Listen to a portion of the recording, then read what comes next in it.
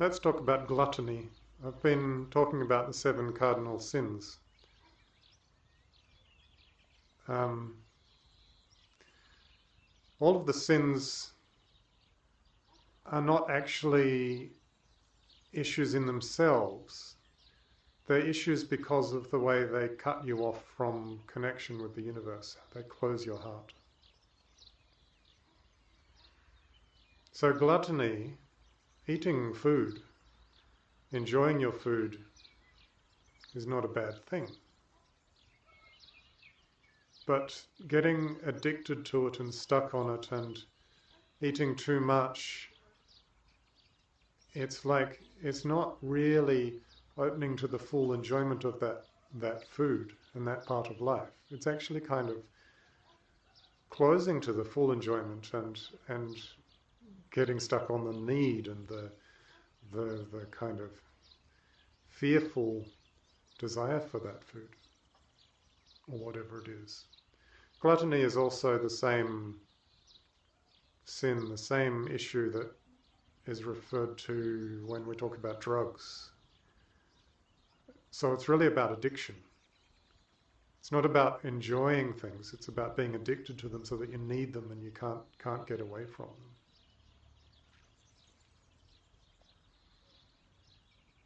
So addiction is a problem because in what I've observed, it stops you from enjoying the rest of life. You really want this one thing that you enjoy, and then there's all these other wonderful things in life, and you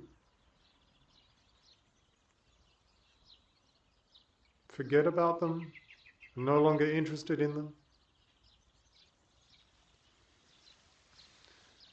So, what do we do about this gluttony?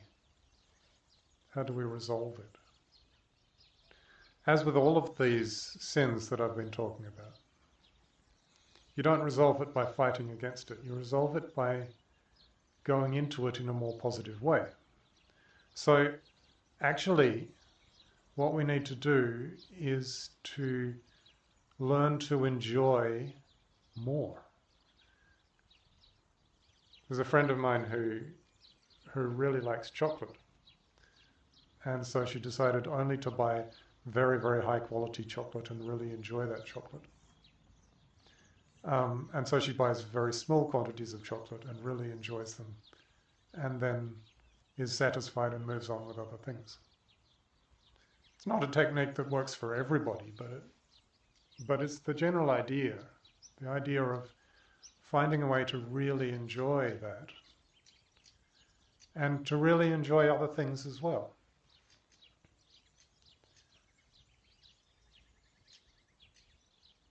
So gluttony is need and addiction.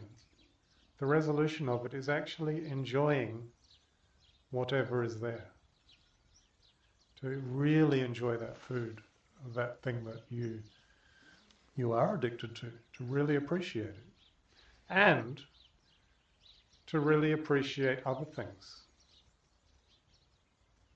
And to develop that appreciation and joy in other areas of life. A technique that I've heard about that's been very successful with addiction is a meditation technique. If you have a meditation that's effective, it makes you happy, connects you to life, then every time you feel like indulging in your addiction, you do the meditation first. And then you indulge. But you have to do the meditation first. What happens is that at the beginning, it doesn't make very much difference.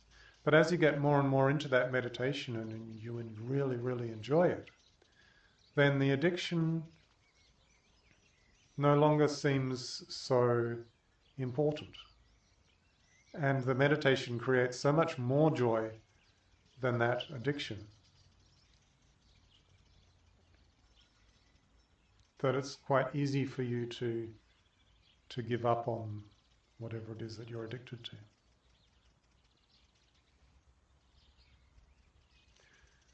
I think it may be worth techniques like fasting as well.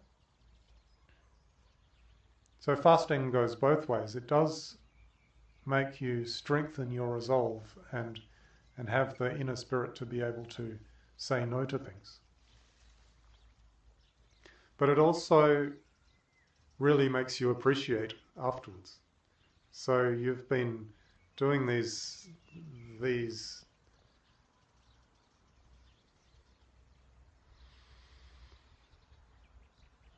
day or so of not eating and not indulging in whatever it is that your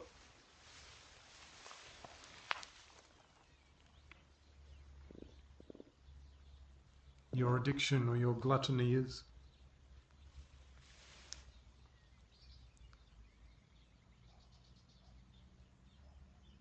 But then the next day, when you start to eat again and indulge again, you really appreciate.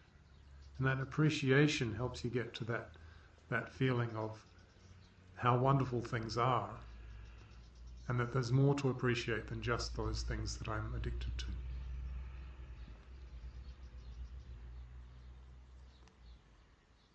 I'm thinking if there's anything else that I can think of as techniques to work with.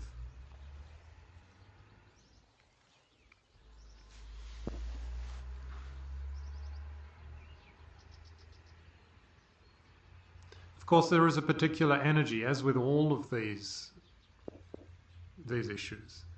And there's particular meditations and music and songs that could be created and could be done, and in fact do exist in different traditions. I know that the Kabbalistic tradition has a letter combination, Pei He Lamed, that's for breaking addictions. I know that hypnotherapists often have particular methods that they use for breaking addictions, slightly different to what I'm talking about, but probably also effective.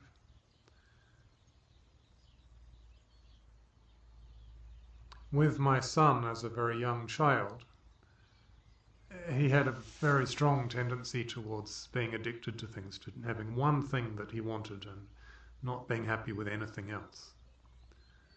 And what I used to do with him is would say, tell me 5 things that you want. 5 things that you would like.